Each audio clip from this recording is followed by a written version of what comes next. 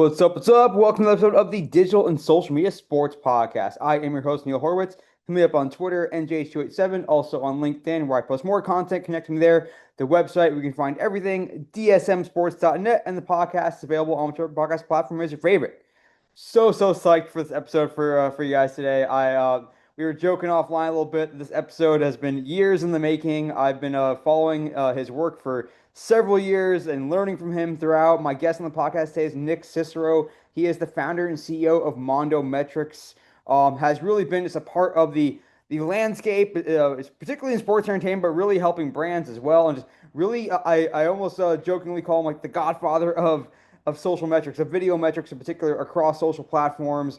As stuff has evolved, Nick has always been on top of it. You may have known his previous company, Del Mondo, which he sold to Conviva in 2018. We'll talk about that. Today, he's founder and CEO of Mondo Metrics, and just so much good insight in thinking about how do we measure success? What does that look like today when there's so many different ways to consume content? You could be watching shorts, you could be tapping through a story, you could be watching long form videos, you could be listening to a podcast, you could be watching a podcast, you could be watching clips of a podcast.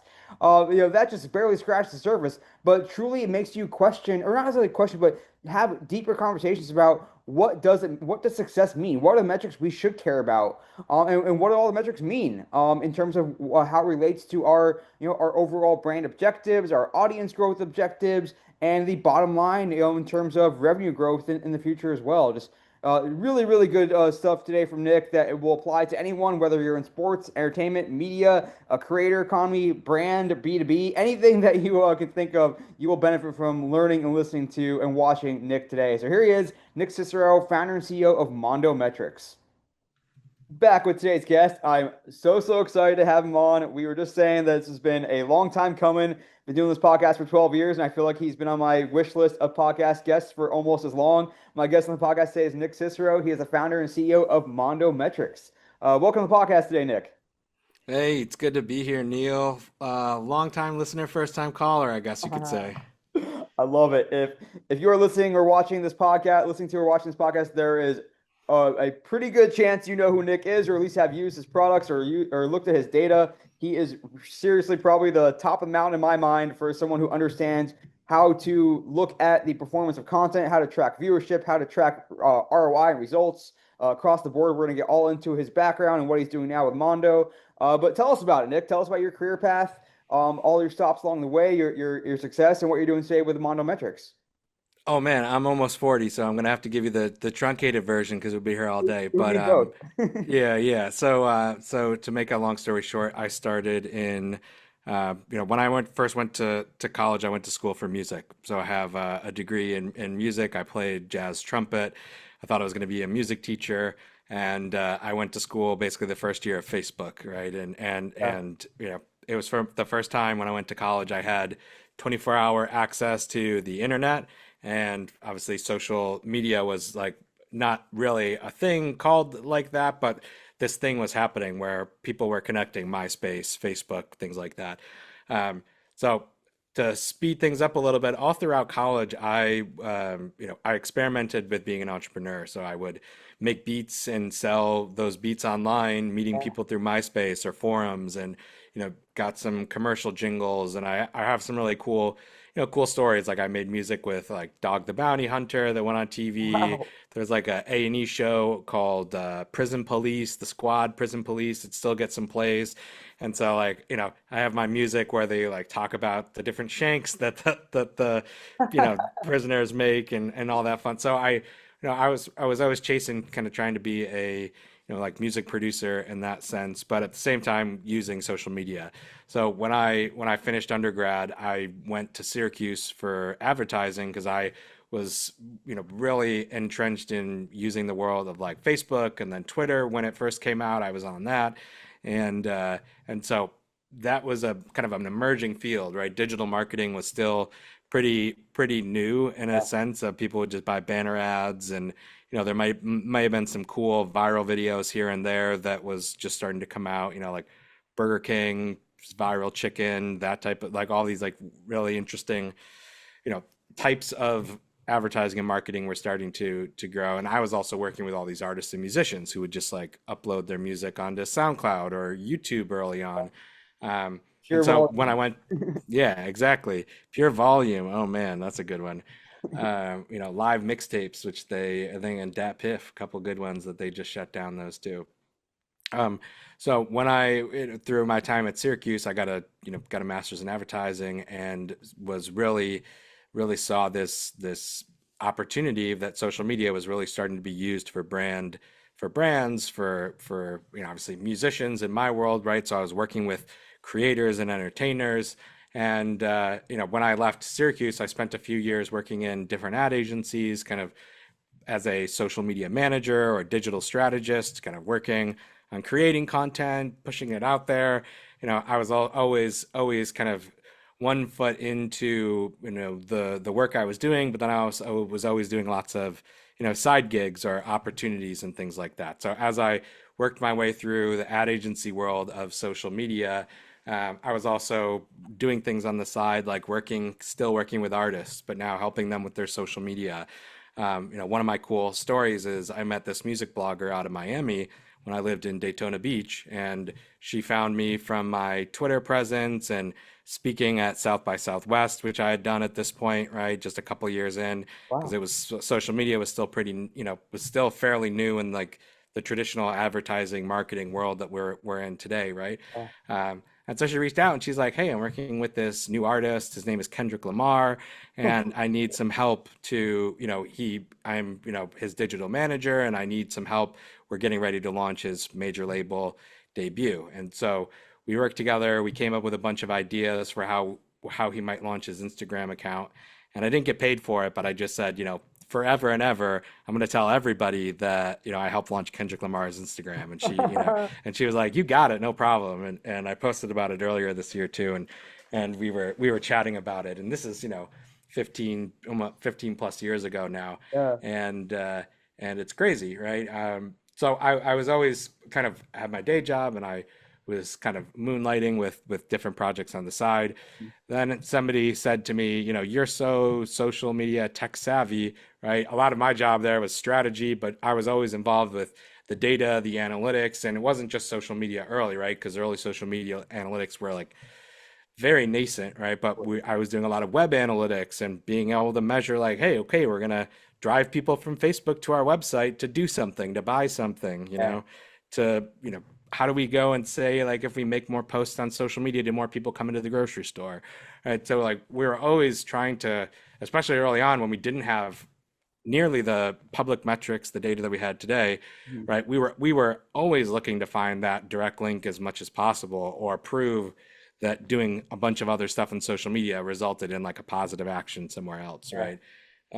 And so like being, kind of sitting in between like that data technology and social media lens, somebody suggested that I move to San Francisco because that's where all the social media companies and everybody were. So I moved out to San Francisco and worked at a company called Livefire, and Yeah. they were doing a lot of really early social media curation, comments, live chat, right? So they kind of they started off building like comments, live chats, live blogs for a lot of publishers, and then as comments kind of went away and moved into more of the social media realm, we expanded and were doing really cool things like putting tweets on TV, which was like a brand new thing at the time, right? It's funny because it's like, I know the tag board folks really well, right? It was Yeah. like three companies that were really leaning into it. It was like Livefire, Tagboard, Mass Relevance, and Yeah. everybody was kind of like circling around how to do some of the. And so we did really fun projects. Like I, went on tour with Oprah and got to work on Oprah's, Wow. social driven television show. And, we ended up when Instagram video came out, we worked with her. It literally was in the middle of her big social TV series that she was doing. And so we said, hey, let's let people record their own videos on Instagram and post them and submit them. And so we ended up like putting some of the first curated Instagram video clips on TV Wow. and yeah, fun stuff like that. But throughout that whole experience, the one of the biggest things that I felt like I was always helping to solve was, how do we measure how successful this is, Yeah. right? And especially when we started to move into the world of curation or, you know, bringing in tweets, sticking hashtags on a television show to try to measure how many people were engaging with that show. Like I always found myself leaning in a little bit more to like, okay, great, we made this cool thing, but how many people are seeing it? Right. Who's interacting with it? And like, what did they actually do? Did they listen to this or watch this part? Did they click on this or that? And so I've always been kind of interested in that stuff. And you know, right around that time, as video was starting to become much more prevalent, I was living in San Francisco. I had exposure to Snapchat, right? Saw, how Snapchat started to grow and bubbling up from LA and then kind of spreading across the country. Um, Basically, when I started to move from San Francisco back to New York City, Snapchat was really just starting to make its push. Mhm. And then, so after I worked in a couple years in San Francisco, I moved back to New York, worked with a couple different companies, Expion and Percolate. So once again, similar in that content management, social media management, starting to get closer to analytics. And you know, what really dawned on me was that video, which I saw when I was working at Livefire in particular, like video was becoming more accessible, right? People were starting to watch less content on television or watch more content on YouTube or Vine was really big, Snapchat was just starting to come out, and no, none of the other kind of analytics tools that were out there were doing any video measurement. And so that's what I was like, listen, we have a great idea of how to like bring together unique ideas to create video that people are going to want to watch online and on social media, but you're going to need to measure all that stuff. And you're not just going to like measure it the same way that you measure a photo that you put up on Instagram, right? Like we Yeah. need to start measuring longer, like how long or how deep do they Totally. engage with the content. And so we saw this opportunity, and I started Del Mondo, my first analytics business, back in 2014. Mhm. And so when we launched Del Mondo, we started off by building a lot of Snapchat campaigns for brands, agencies. So we worked with like Lowe's and helped Lowe's launch their Snapchat account. 20th Century Fox, Jolly Rancher, a lot of like really cool brands. Marriott hotels, NBC Sports was one of my first clients, helping them measure the Snapchat that they were creating. Because now people were starting to lean into more video on YouTube and Vine and Snapchat, Yeah. and they had no real solution to measure that. And so what Dalmondo did was we basically found the way and kind of wrote the standard for how people should measure stories, because there was this new format that was mixed. Was it photo? Was it video? Like, do we treat it all as one? Do we treat them separately? Yeah. And while I know that there's always still some discussion, I would say that when you think about the story as a 24-hour living piece of content, that's it, right? Like it's here today and it's gone tomorrow. So if you have, whatever you do within that 24-hour window is going to impact, because something's going to expire at the end. And so if you don't, lots of people can just like put up a thing, a thing, a thing. That's one way, like point in time. And it's just this like non sequitur role of content. But the most effective brands tell stories, right? And the teams and leagues and people that have fandoms, like they don't want to just see one or two random shots of access. They really want a story. They want to dig Yeah. into it. There's a reason they were called stories. Exactly. So yeah, so Del Mondo launched. We launched the first analytics in Snapchat back in 2015, and then grew that and expanded to not just Snapchat, but then we rolled out the first analytics for Instagram Stories. We partnered with Facebook really early on and became one of Facebook's first official measurement partners for Yeah. video, which was really cool because it was like Del Mondo and Nielsen and a couple others. And one company Wow. ended up getting acquired by Comscore. Facebook bought one of the other companies. So it was really cool to kind of take this and be in that early discussion around video. So we grew that business. That went really, we grew that business, and we're working with all sorts of sports media and entertainment companies, everyone from MTV and Paramount to TED Talks to Barstool Sports to UEFA, ESPN, like, well, most of the major leagues at some point we've worked with. I think MLS may be the only one. But we grew that business and continued to kind of evolve as this really awesome social video analytics platform. And then we ended up getting acquired by Conviva in 2018. And the whole impetus of that was just that video was continuing to grow. And around 2018, if you remember, the streaming race basically was starting. So Mhm. Netflix had been crushing everybody. Hulu was ahead of its time, of course, and obviously there were some pockets of people that were going to direct to consumers, but not the major players, right? So in 2018, the dominoes all fell. It was like Discovery, Peacock, Disney Plus, the whole. When you go to streaming, right? Social video is really the third leg of that video measurement stool, right? You Mhm. have linear television, you have streaming, direct to TV, linear cable, you have this direct to TV or digital video, and then you have social, right? And those are pretty much the only three ways that we're watching video because it all takes the shape of one of those three forms, even if it's in the back of a cab, right? It's still digital video delivered over pipes. Yeah. And so after we got acquired, which was exciting, we stayed on and we basically rebranded Del Mondo as Conviva Social Insights.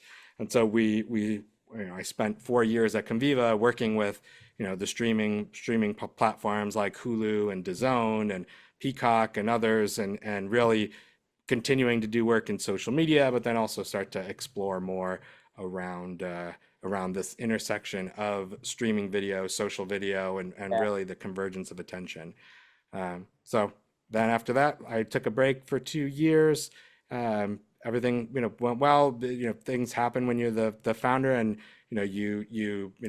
most founders don't stay forever at the company that buys them. Sometimes it does, but in my instance, we decided that they were going in one direction, and I was excited to do other things, and so I took the time to step away at that point, and you know, and took a break. And in between then, I still teach at Syracuse in the Newhouse School. So I got my hat rep in Syracuse right now. So I started teaching a digital analytics class and the master's program there, which was exciting. I was able to spend more time advising and investing in companies like Gondola and Squad and a number of others, and being able to spend a lot of time working with them.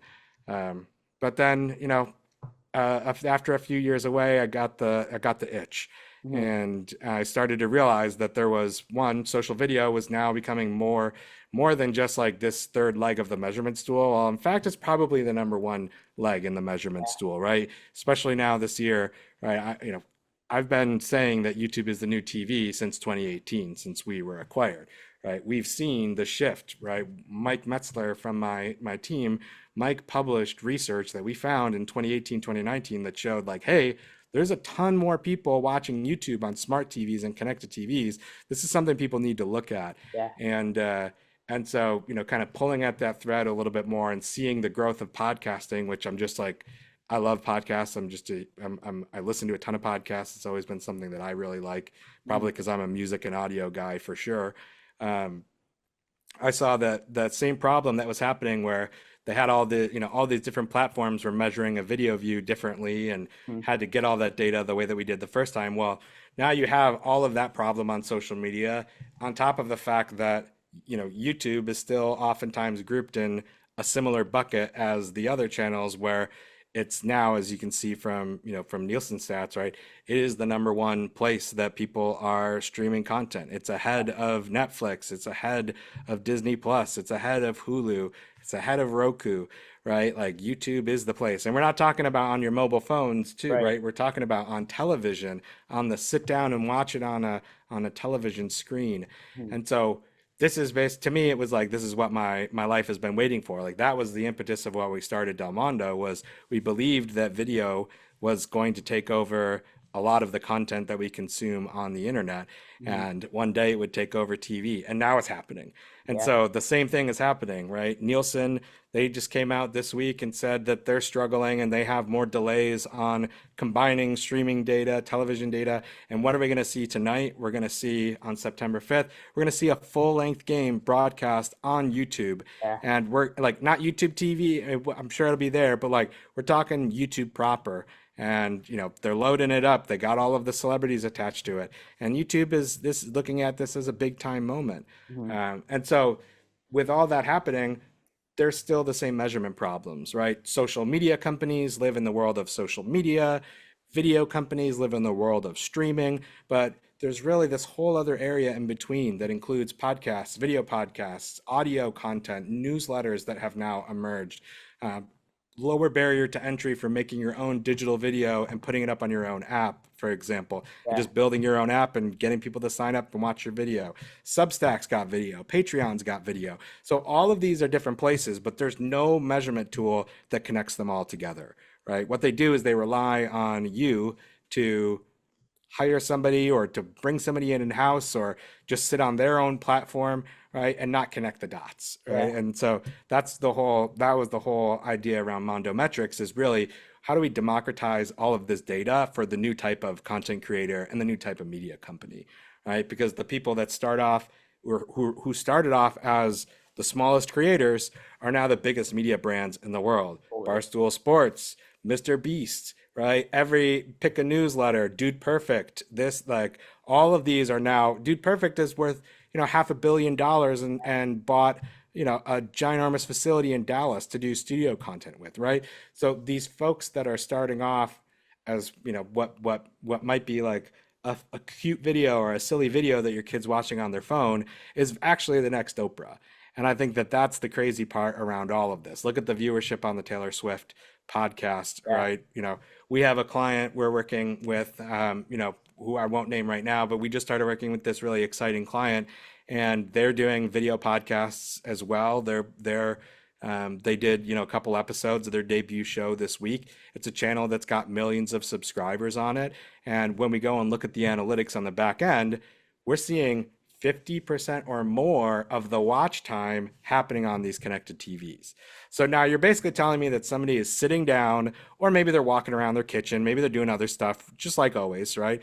But they're basically saying, I'm not going to flip to ESPN. I'm not going to flip to the news or whatever. I'm gonna open up YouTube and I'm gonna watch a 2 hour series instead of flipping through like I would flip through the TV guide, Yeah. right? And we're for a 2.5 hour show to see that much watch time. Now, this is where I think things get confused in a lot of ways, right? Because you have a lot of people will say, "Oh, but a YouTube view is different than a TikTok view or a Twitter view, for example." And that's why I always talk about watch time. Like, well, when you see Mondo and we publish research, we have to use the public data to kind of give us the temperature check, right? It's kind of like the trending thermometer that's going to give us a baseline signal. But when you peel below the surface, right, that Taylor Swift, Travis Kelce episode of New Heights is a great example. It's a what 3 hour, 2 3 hour long episode, however long it is, very long, 2 hours or so, however long it is, but more, longer than any of your average television shows, and maybe even longer than like we're not talking a 20-minute interview here. Yeah. Um, you know, 20 million views, 20 million views. But, every one of those views, that probably, I would say 10 to 15, they're probably watching for an hour or more. Yeah. And I think that's the one thing that now people, because Nielsen says that people are really seeing that. And like that Nielsen number is not coming from when you look at the view counts on a video on YouTube. It's really coming from the amount of time that people are spending with all of that content Yeah. and watching it.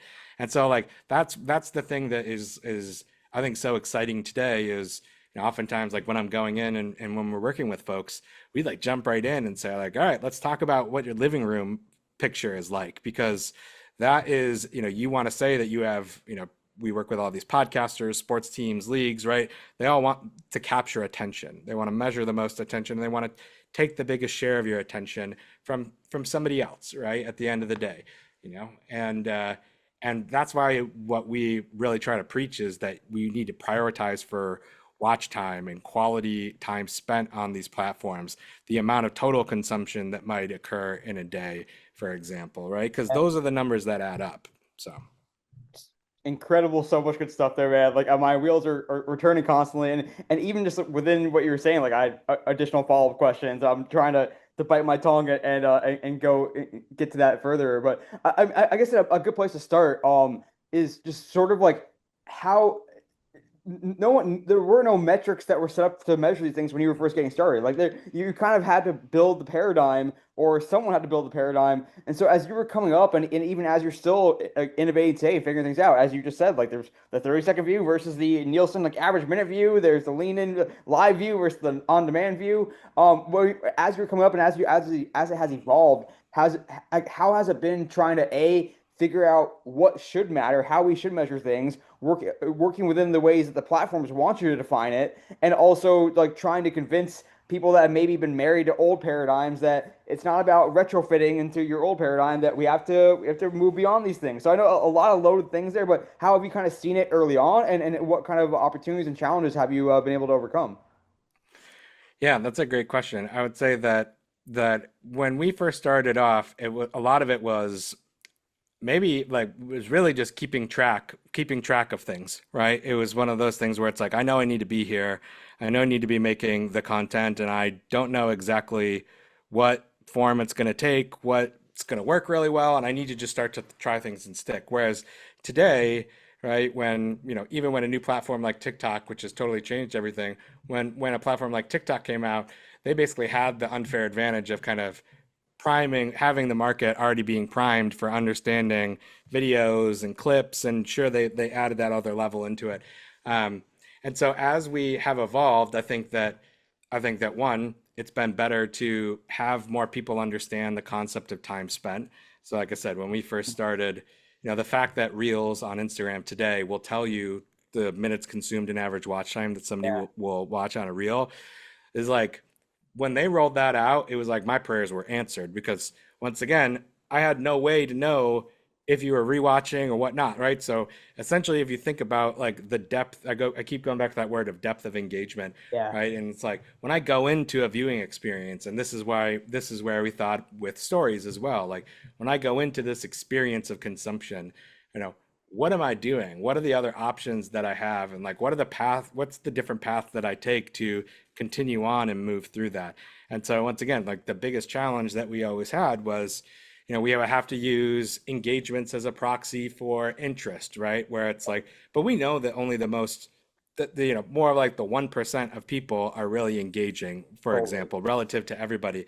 That's why whenever we look at things like engagement rate and we use like followers as the denominator, which a lot of people do, like that is outdated and old, right? Like that's like a metric that now has evolved because one, you can game it, but two, it's not really relevant of all of your followers don't have the chance to see all your content, and that's changing. So we were using all of these like proxy metrics to help us understand that once we moved past a text post and a photo post, there's no reason for us to not be able to measure time, right? I remember when I was even before I started Del Mondo, when I was working at Expion, and we were doing a lot of analytics, and I had clients like Sci-Fi and Univision and iHeartRadio, and we were helping them measure their social content and everything. And I had always came up with this like, what's a better, you know, what's a better scoring system or a way to convey the amount of time that people spent on stuff, right? Where it's like, oh wow, if this post has got a lot more comments, well, it's going to take you time to write a comment. It's going to take you 2, 3 seconds. It might take you 5 seconds if it's a longer. So I've always like had these ideas of, is there a better way to express the amount of time that people spend with stuff? Because we only have the same 24 hours in a day, no matter how many devices Totally. we have around us. And sure, we can pull up devices across a lot of different screens. I have 3 or 4 of them right in front of me right now. But regardless, like as a human, I can only spend 24 hours doing something. And sure, I can see that it might be on 4 or 5 different screens, but still, if I pull up an Instagram post and it's looping in the background and I'm watching it still, or I walk away and it's still there, like there's a lot of tangible value to knowing that, hey, there's a lot of people, or same thing, like in the living room with YouTube right now. How do we express the fact that, yeah, people may or may not sit down and watch every last second of a 2-hour podcast interview, but they might pick up and walk over here, do something else, do something Yeah. different. And so before we didn't have the time component. We just had these top level metrics, the likes, the comments, the shares, the impressions, the views, which is fine in a display world, right? But like that is the old way. That's the way that we measured magazines. That's the way that we measured display ads on the web, right? Like how many impressions did we get? Which is cool, but it's like we're not refreshing through pages so often. We're spending time. We're like as content changes and becomes longer, same thing. After video, like how we got inspired to do the analytics for stories was we looked at YouTube, right? Like YouTube has been around for a long time and provided completion rates and retention rates for Yeah. people. And so we said, hey, what is a story but a compilation of videos that you're just playing back in a row, once again, over a 24-hour window of time. So if the first frames of the video in the day expire, right, like and I'm missing the point of telling the story. My story is incomplete. And so that's where it gave us the inspiration to say, well, maybe we should be measuring completion rate. So, but how do we do that, right?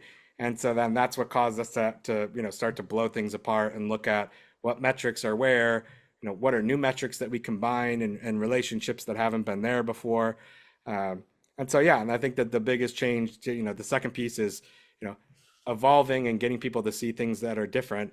Um, the time spent is a big one from like the time that people are spending. But my new big thing is the time spent that we are producing this stuff, right? So like to feed the machine, it takes time, and no AI machine is going to, other people can pump out the AI clips, but like the clients that we work with, the high value IP holders, the sports teams, the media properties, like these are trusted fan brands, creators, right, that have invested a lot of time.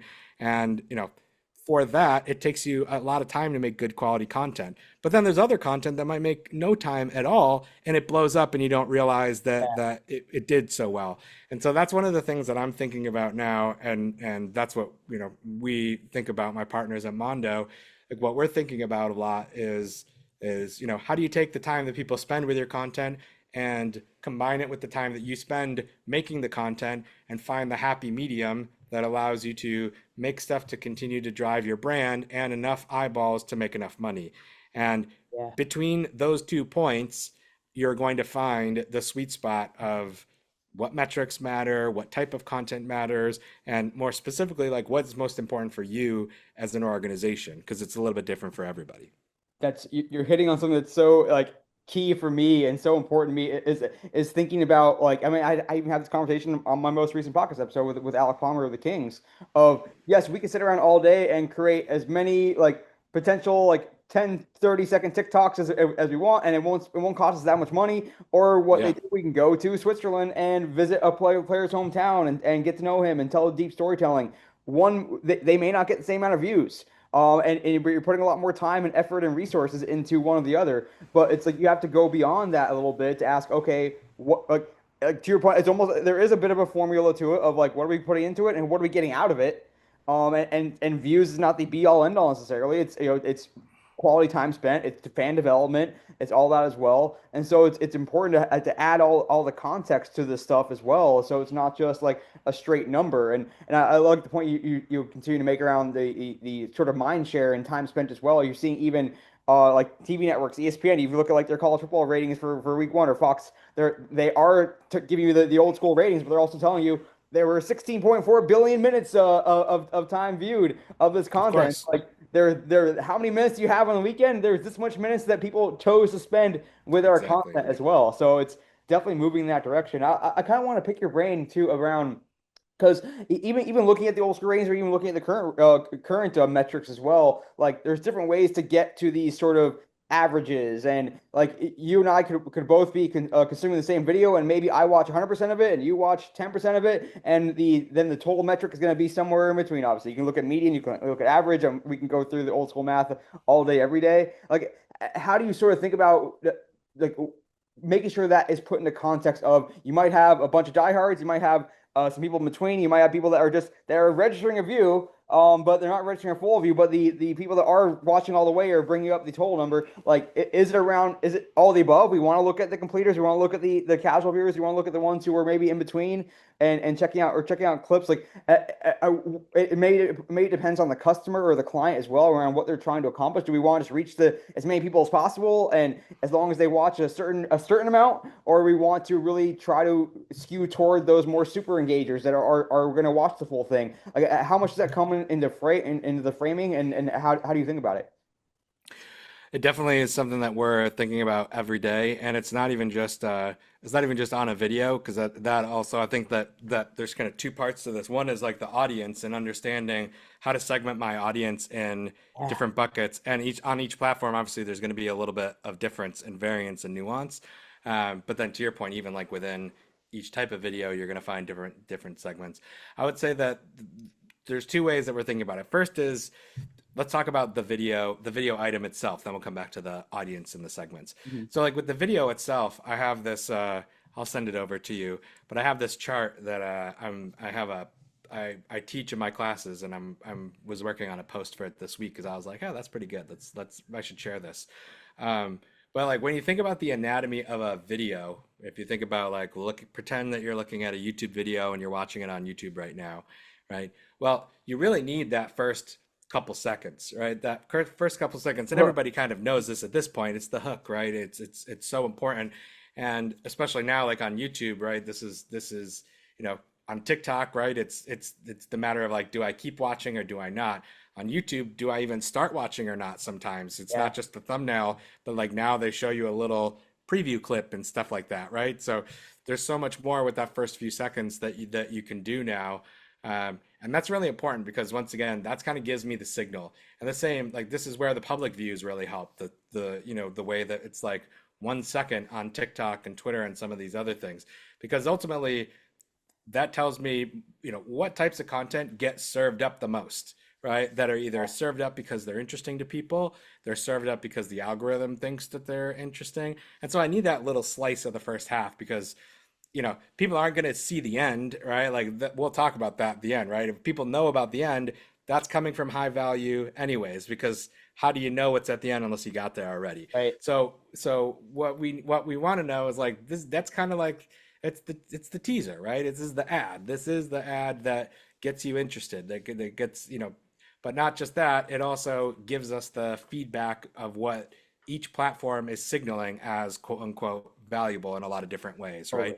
Totally. So that's helpful on that side. Then you get to the middle and the meat of it, right? And when you get into the middle of the video, now this is when I'm starting to dig in and look at, the comments that are happening, right? If it's what type of video, like certain, a lot of times, like with YouTube, they give you the timestamps on the comments, and you can kind of see at what point in the video do people engage the most with, or if this is Right. like a live stream, like what we were working on this week, right? It's like you'll see the peaks where it's like, so and so commentator says something inflammatory, and now all of a sudden, like everybody jumps into the chat. It goes interesting, and then it's interesting to see like, okay, cool. Well, like if this video is getting a lot more comments, or once again, this is where we start to kind of combine metrics. Is now I'm looking at things like a combination of comments and the retention rate. So like, okay, if I'm halfway through the video at this point, like how many comments have we gotten so far? How many people are still sticking around here, Mhm. right? And like, how can I look at the two of those together? And then as I move through the end, I'm looking at that completion rate, the retention rate, the drop offs, and then I'm looking at the rewatchers and the uniques, right? So Yeah. definitely on, anywhere that I can see that somebody rewatched something or watched it again. And then finally, I'm looking at shares once again. So if something was so good that somebody shared it, especially on a video platform, right? It's on Instagram, on TikTok, maybe a little bit easier to share, and I'm a big fan of the shareability for that. But like when you're on YouTube, if I see that a lot of people are sharing your YouTube video, or if I'm going and seeing that people are clicking on it from text messages or looking at some of the other data, then I know somebody's like taking that link and sending it to somebody too. And so those people probably are getting to a little bit closer to the end of the video, or once again, are just so over, in so positively inspired by that content that they had to go share it with somebody. Yeah. So I like to think about it in like those three buckets of like, if you look at a video, what metrics at the beginning, middle, and end am I looking at? And depending on what my goal is, I'm going to look at stuff differently, right? Like if Yeah. I'm struggling to get viewers on my channel, I'm probably going to look at the first stuff, like what is it in the title? What is it in the thumbnail? What is it in the hook that Yeah. is working or not working? Okay, cool. So what if I'm getting millions and millions of views, but people are only sticking around and watching my YouTube videos for like 7 or 8 seconds, Mhm. right? Well, then I might look at, the middle to the end metrics. Like, okay, well, how long is my video? Like, what's the retention, right? Like, it's so crazy sometimes that people will spend all this time and energy to make a 20-minute video and get a million views and have an average watch time of 10 seconds. Yeah. It's like, wow, like what, you know what I mean? What you're basically telling me is that probably 90% of the people left. And, you just had a few people that were really, really invested into it. Okay, you got to try something different, right? So it's cool. It might have gotten a million views because it might have been like a viral hook or viral something else, but there's no Yeah. substance to it. So depending on like what your goal is, you almost need to look at a different slice of the video in that sense, right? And are we there as I mean, not to capture an industry with the term industry, I guess, but across from what you see, especially for those who you're not working with yet, or when you start working with a client, like are are, are these social media reports, are these quarterly reports that they're presenting, are they still skewing toward just the catch-all views metric, or are we starting to get better at saying, okay, it's great you got a million views of your 15-minute video, but how many minutes was that watched on average, or what was the average retention rate? What's the 90% completion rate? Like, Yeah. is it still like views, and then maybe if you get to the footnotes, you'll see what the actual like what the meaty metrics are. Yeah, no, I think that it's going to depend on like what type of company you are, obviously, right? So I think like brand marketers, for example, like consumer brand marketers, if they're not so heavily invested in the strategy of video as storytelling and more of the medium of video as like we have to make a bunch of reels and clips and things like that, um, then if we have to do a bunch of reels and clips and things like that, then we um, then you might not be looking at like the depth of engagement inside of those videos, right? And you're going to probably tie that back to the campaigns that you're running, right? So it's like, well, I'm looking at X, Y, and Z campaigns. I'm looking at, might be looking at impressions or views or the amount that I spent on that. And I'm also trying to tie that back to like those other actions that are happening, right? And, I have content that's about products and, team hires and all these other things. And so a lot of the time I'm like looking at the top level views to help me once again with that barometer of how people are consuming with my different types of content, right? And so it's like, okay, well, people are engaging more with talent based content. So that means that, hey, maybe we should lean in and talk more about our people and things like that. And they'll use that to make content recommendations or, Yeah. additional investments, or once again to tie that back to, hey, we had this big surge of stuff that was happening because we got a bunch of views on all of these product posts. Like, marketing team or website team, are we getting a lot more traffic on our website, right? Like even if we don't put a direct link into there, right? So I think that we use this views still as a proxy for like a wavelength, right? Like think of it of a wavelength, right? And it's like, okay, every week or every month, like this is kind of the level that we're getting. And if something goes big, like we hope that something else is gonna go big somewhere else or increase the plateau in which that we're moving on to, right? Um, so I think that like a lot of that is still happening with the brand side. But I will say that all of the folks that we work with that are more in like the what we call as like high volume content publishers, right? So people like sports teams, leagues, media companies, publishers, podcasters, content creators, right? These are the folks that really do understand the need to go deeper and understand the depth of the content with their audience, right? Because that watch time is, like I said, is one of the strongest signals on all these other different platforms. And the problem is that most people don't make the type of content that people want to sit around and watch for, right? Like I'm sure that I think you read, I don't know, like I think both Rachel Carton and Leah Haberman have both covered it, but there's that, oh man, it's feeling like I'm forgetting the name of the Roomies, the show by, roomies. by Built, I think it's called. Built. That's why. See, I forgot Built, but Built is like they're also sponsoring a ton of podcasts right now, right? And so it's like really interesting, right? Because obviously they're just creating episodic content, and that's the stuff that people, even on an Instagram video, they'll sit around for, right? Same thing with TikTok videos. We'll see. Like that's one of the things I think that you're starting to see. What I would say though is that when you get into that world, there are two tiers of need, right? So certain people, if you're like a true media executive, you're going to look at your time spent on YouTube and try to think about comparably to television, right? Because if you're ESPN or whomever, you're like, okay, these many people spend this much time on television, but then they're going and watching Pat McAfee live every day. They're going and watching this. And so we can't not look at the depth. We can't not look at that total consumption time that they spend with our brand. Right. And so executives see that, but then content teams see that now too, because they realize that for the most part, it's helpful to tell executives big numbers, vanity metrics, once again, with the barometer angle. But as you start to dig in to look at what's really effective and what's not, that's when you have to really dig into the details. Once again, so like I think an interesting example is I had a conversation this week with a client, and this client, like a lot of the sports teams or media companies, they have rights to clips of content, right? Just like every team in the NFL or every team in the NBA, they're always posting up clips of the games here and there, right? With exception, and everybody knows that like rights are a very delicate thing in the world of sports, and especially as they go on YouTube, for example.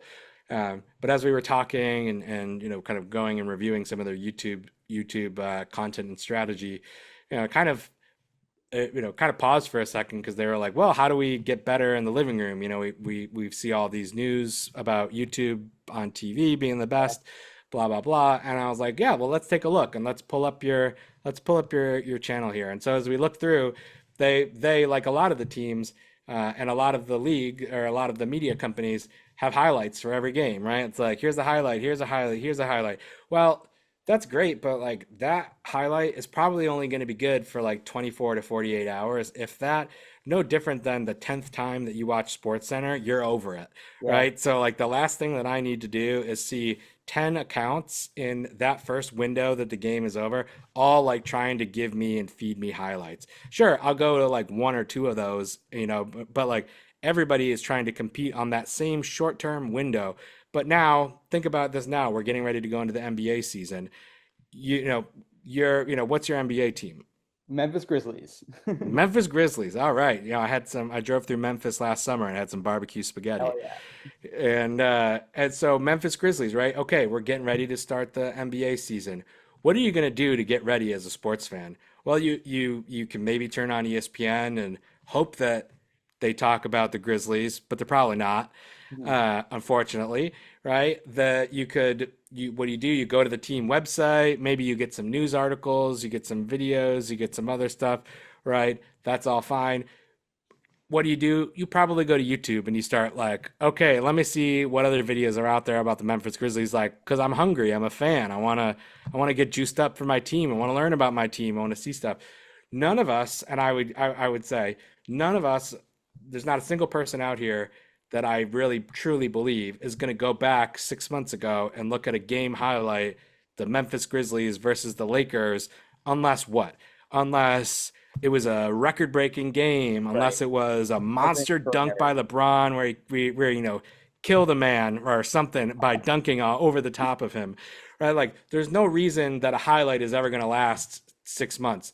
So what are you going to do? You're going to look at compilations. You're going to go look at podcasts or more recent shows or more regular like individuals that are going to talk about new stuff and have opinions and things like that.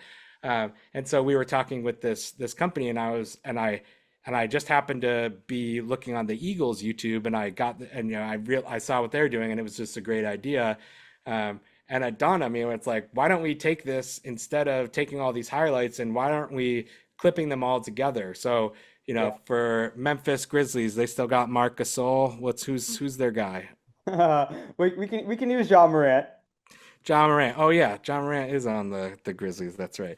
I knew they had somebody bad, but it's not what is it? SGA. And so anyways, let's say John Morant. So what if instead of you going back and looking at all the random game highlights last year from the Grizzlies, instead, what if they had a whole set of videos that was like every John Morant dunk of the Right. 2025 season, every John Morant 3 point? And I'm sure if you go and search this now, you're going to find people who don't have rights to any of that content Open. still doing it right away. And you are the source as the Memphis Grizzlies in this instance, right? And so that's one of the things where it's like, okay, Well, sure, you're going to pump out some highlights, and definitely that works for TikTok and Instagram and those short half-life platforms. But now, as we move into YouTube, well, we need to start thinking about the same way. Like that is that piece of content going to have staying power years from now, right? Yeah. Serial in the podcast world, for example, there's lots of podcasts that turn and burn every single day, but Serial that was made years ago now, so many years ago, 10 years ago probably or more, I don't even know, right? It's got to be old, that old. Um, it's still like new people all of a sudden that decide that they want to start listening to podcasts or they meet somebody else. Like, what do they do? That's this awesome piece of IP. Just the same way that you're going to go back and watch Game of Thrones, you're going to go back and watch all this other stuff. Like, you would go back every year to the Memphis Grizzlies YouTube channel and watch compilations of every player, right? Like, you don't need the single game. And so that's the big thing that we're thinking about as we evolve all of this stuff. And so when you go back to like the evolution of measurement, I think now people are starting to realize that where it's like, yes, I have the churn and burn of the algorithm that I have to fight every single day that kind of rolls with the flow of the world, the way that the media cycle works, the way that, we're hyper short attention driven in that sense, because we're in this like rat race of the world that we live in. But then at the end of the week, like we are here on a Friday afternoon, if you really take a step back when you have some free time to breathe and think of a piece of content that you want to watch, then that's where people are starting to think about this more. That's when people really care about average watch time and the minutes consumed, the quality of the content that's going out there. And I'm excited by that, right? Because it means that people that would typically have been making a lot of social content or maybe never got the chance to get on TV are bringing really quality storytelling into these platforms and spending more time. So I see this as a really strong evolution. And I think that this time next year, we're going to be talking again about everybody's rolling out time spent because there's really only like one or two platforms that have really held off of being able to give you a meaningful time spent. And so, that's what we're building, right? Is essentially like we can pull in your time spent from every one of these different places, and Yeah. now you really see a true picture. Yeah, no, such good insights in there, Nick. Like, I mean, I started thinking toward the end of the round, like the half-life of content almost. And like, what Exactly. is there a reason for someone to be watching this after today, let alone years from now? And I mean, I listened to the Rewatchables podcast with Bill Simmons, and Spotify bought that catalog, and I listened to an episode last night that was from 2018, but it was still relevant. Right.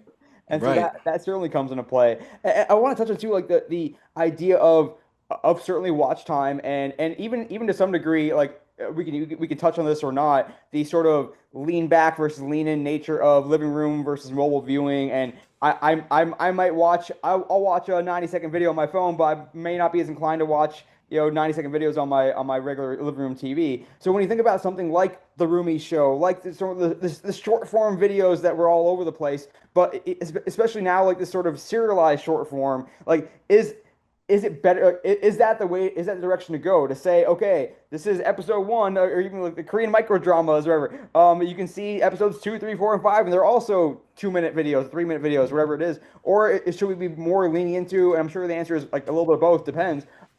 Instead of your five short episodes, like turn that into one 30-minute episode, a 30-minute video on YouTube, so someone can lean back in the living room and watch it. How do you think about that interplay between the leaning towards short form and multiple hits with someone versus the lean back long form, maybe more akin to like what we experience with these parasocial relationships on podcasts?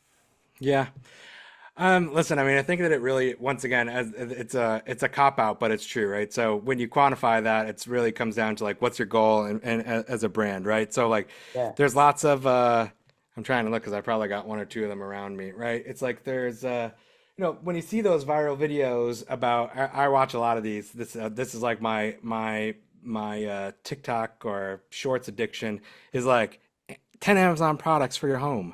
And it's like some person who just like speed reviews the Amazon products, and it's like, oh wow, like I want to, so do I care? Like, does that creator care about watch time in that instance, or like does that brand, if they want to, tell you what your product does, maybe a little bit more. As you get deeper, you get more consideration, right? So I have this whole metrics that matter, but it really matters of like what's the type of content and where does somebody sit in the journey, right? So same thing, I talk about this in class, right? Like if I just want to have exposure or awareness to something, then I'm doing the thing like everybody knows or make a fun viral video where it's like showing your product used in a really interesting way that nobody expected it Mm.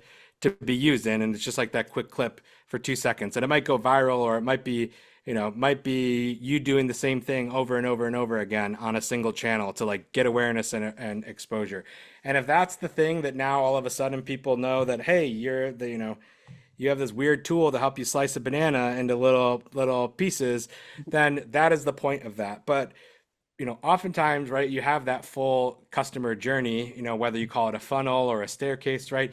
Well, most of the brands want to think about marketing and content, right? We should think about them interchangeably as, like, once again, steps in a staircase to get you down to do different types of things, right? So when you talk about like the Korean dramas, the this, the that, well, like with Built, I honestly, like, I didn't know what Built was as a brand until a couple of weeks ago when one of our clients, they started advertising on one of our clients' podcasts, and then I saw the Roomies thing that everybody was talking about, and I was like, what's this Built company, right? Boom, mission accomplished. They worked with a new person in a different audience to reach their audience, and then they reinforced it but with frequency by showing up in another section of the world that I didn't anticipate seeing, right? So like this interesting Roomies Instagram drama, and then I saw the Built sponsoring a podcaster, right? And so what they're doing is like they're hitting me in two ways, and in both ways, it's allowing me to do something a little bit different.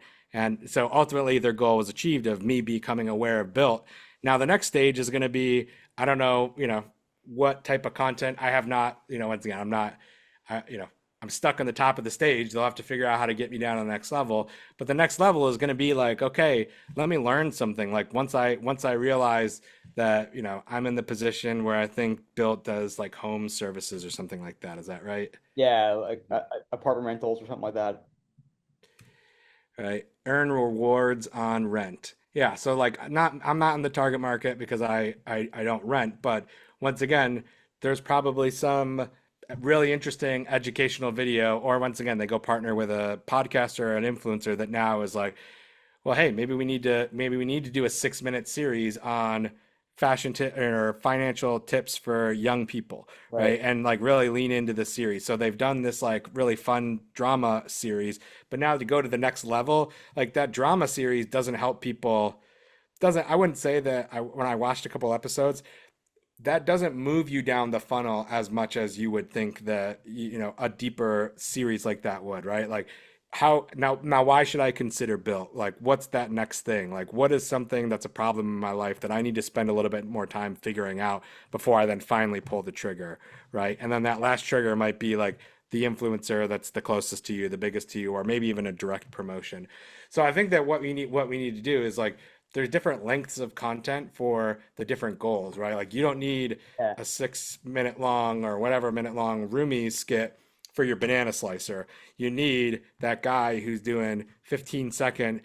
This is a crazy product from your home on Amazon. Look at what it does. It works. Done. Yeah. And so I think that we're always going to be looking in between those elements. But once again, the deeper relationship that you want to have with someone, the more in depth you dive into your video strategy and the more places that you make it, right? So once again, that doesn't mean that I bet you with that Roomy series, right? Like it's not short, but it's not a feature length film. It's not a television length episode. Right. And so there's still length to that, right? Could they just have easily just done a lot of those 6 second, 7 second, 10 second video clips themselves? They could have done that too.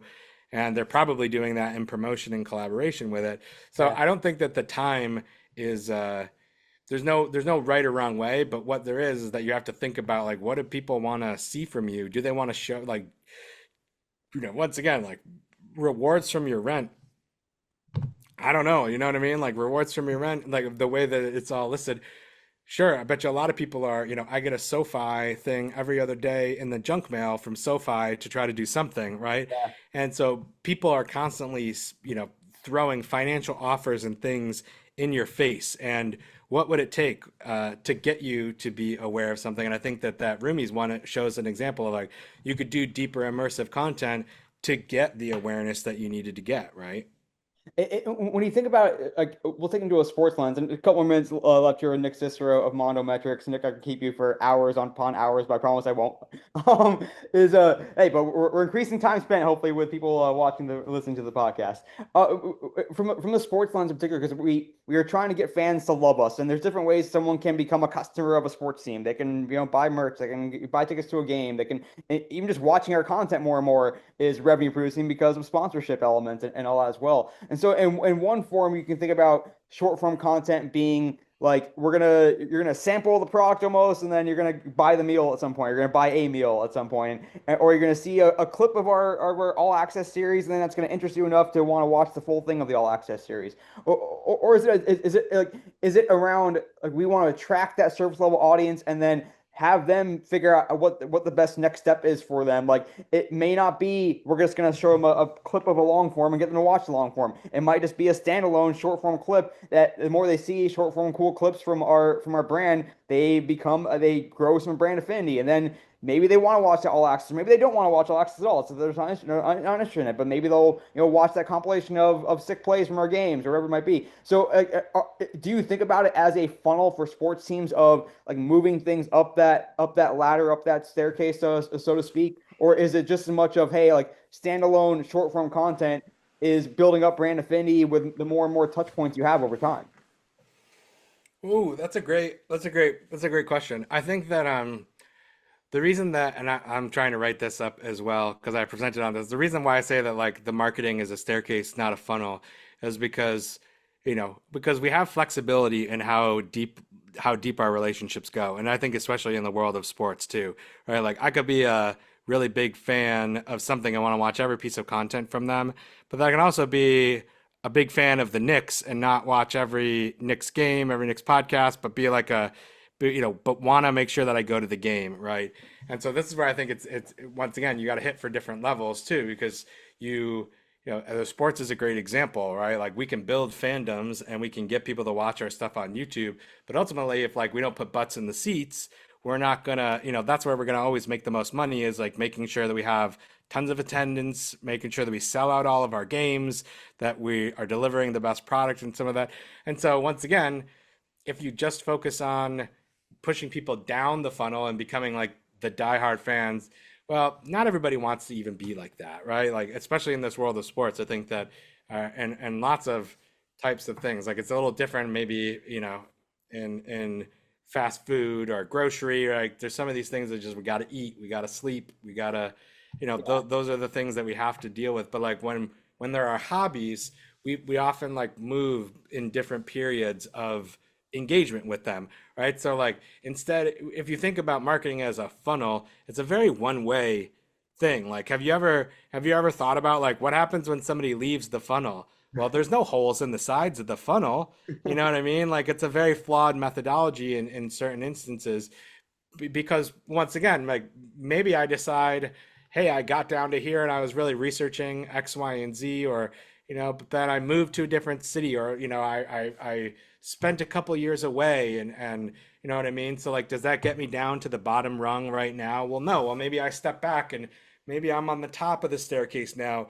But if I'm a Bills fan or whatever fan, like you still should market to me because I still want you to invite me to a game. I still want to be a part of the fandom Or the and reverse too, environment, where like or the reverse. you might be a season ticket holder and spend $20,000 a year on your suite or whatever, but never watch any content at all on social. Whereas someone might watch everything you post on social and be your most engaged fan on social, Exactly. go to a game. Like it could work both ways for sure.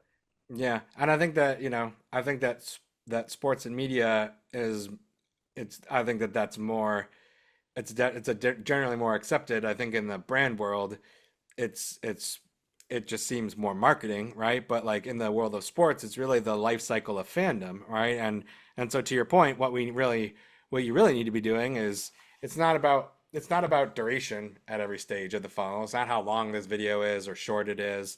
It is about the engagement and depth and the like the check boxes that they hit along the way. And just like any good ad campaign or any like, once again, everybody knows it's all about the four P's, right? It's all about the, Mhm. the having the right framework of what to put together for people so that you can see them. And if you have those areas covered, then you need to fit into their life, right? And I think with fans, it's the same in sports, and you have to create content that touches on all of those. But once again, that doesn't mean that it can't overlap, right? Like we know that when ticket schedules come out or like the schedule release, for Yeah, example, that's the type of content that like I love the schedule release for what it is because it's kind of like everybody wins, right? It's like the biggest fans, the most engaged fans, you can kind of talk to them. People who don't even know at all, you also hit them because it's like, yeah, by the way, you could come to a game, we have them.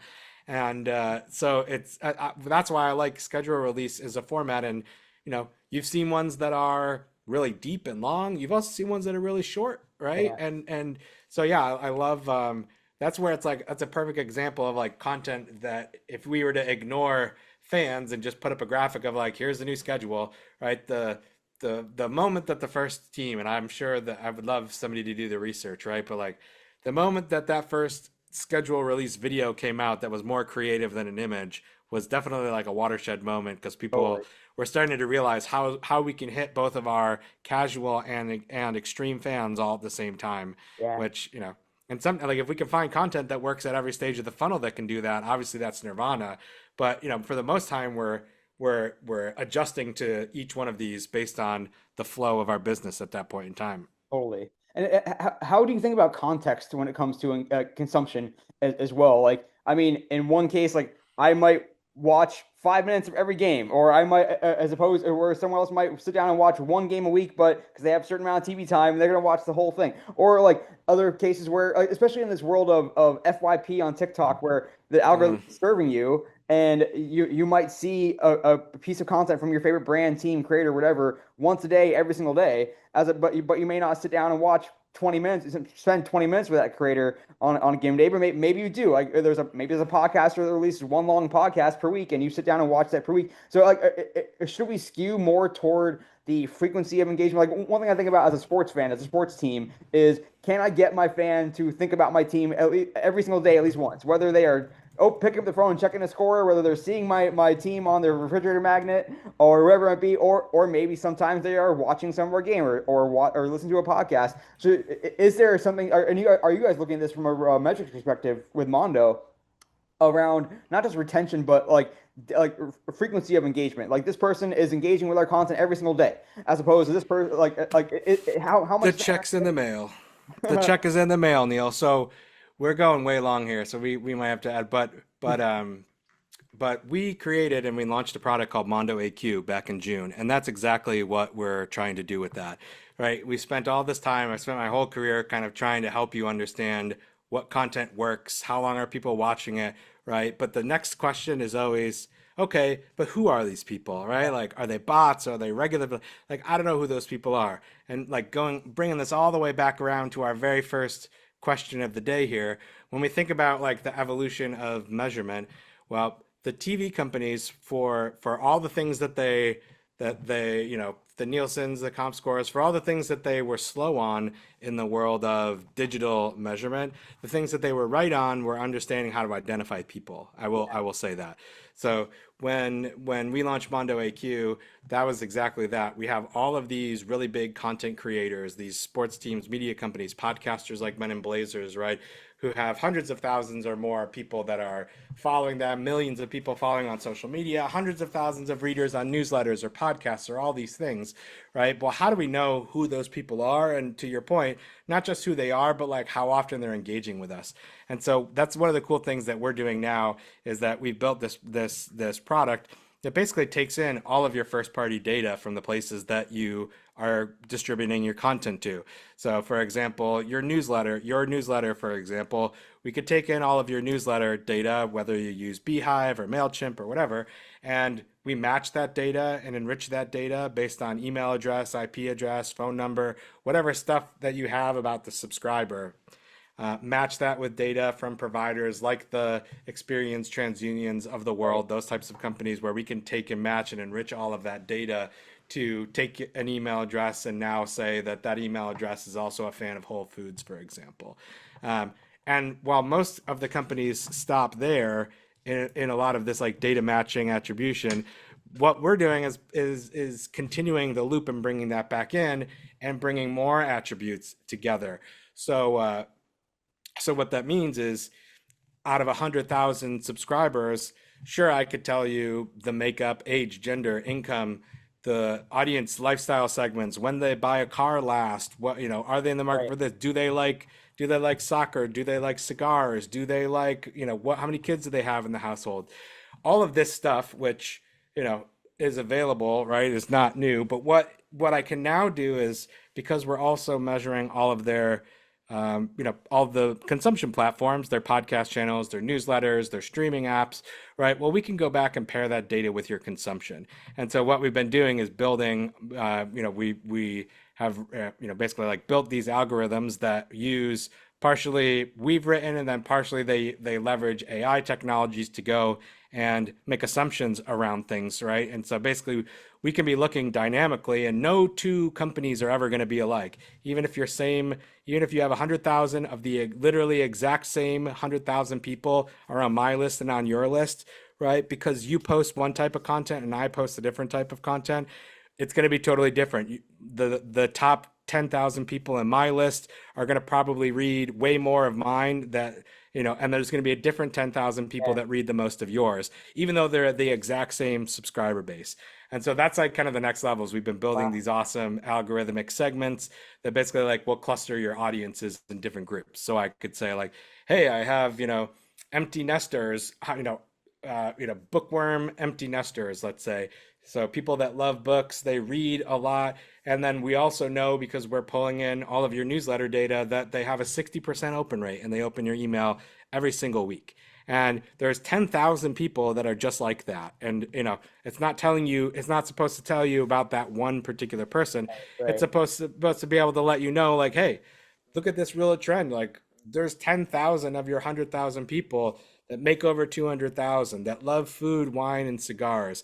And so instead of selling to Budweiser every week and having Budweiser be your partner every single week across the year, well, what if like four times a year you went to Rolex and you said, hey, Rolex, I have 10,000 subscribers that are reading literally almost every single week, and they make over $250,000 and have no kids, right? Well, now I go from selling, Bud, middle of the road, basically selling to everybody, to now maybe only four times a year I'll sell to Rolex, but I probably will get as much or more because I can prove that I can reach a different type of segment or a highly desirable segment. I mean, that also means I can personalize my content maybe by knowing all this stuff. And so that's kind of the next level and what we're doing with a lot of these content creators, because this type of stuff was typically reserved for the companies that could afford it the most. The Nielsen's, most of the major TV networks, the biggest publisher networks in the world. Um, but now with the social side becoming more prevalent, with more identity data being shared, and with the rise of like newsletters and podcasts that are giving us more signal, we can actually build much more reliable audience graphs through other types of data. And once again, it's not just like saying that, hey, this is Neil on YouTube and on TikTok, right? Like that is not worth it. What it's interested in saying is that I have a bunch of people that are active on TikTok and YouTube that also share these attributes, Yeah. right? And that is really what we want to see, because we can take that data and use it anywhere that we want, right? We can go and buy out of home even based off of that if we're able to identify who those people are, right? I'm never going to buy one to one out of home. I'm always going to buy a ton of people. So Right. that there's a lot that you can do with understanding who your audience is, and that's what we're trying to solve more. And once again, going back to the democratization of data, bringing something that used to be really expensive more accessible to everybody. Exciting time across platforms and more connected consumption. Like is less that anonymous consumption because you're signed in or logged into something. It's such an exciting time, and you guys are continuing to lead the way with Mondo Metrics. Nick, I could pick your brain all day, but we'll have some more fun in our unstructured data segment. First episode shareable stat coming up right now.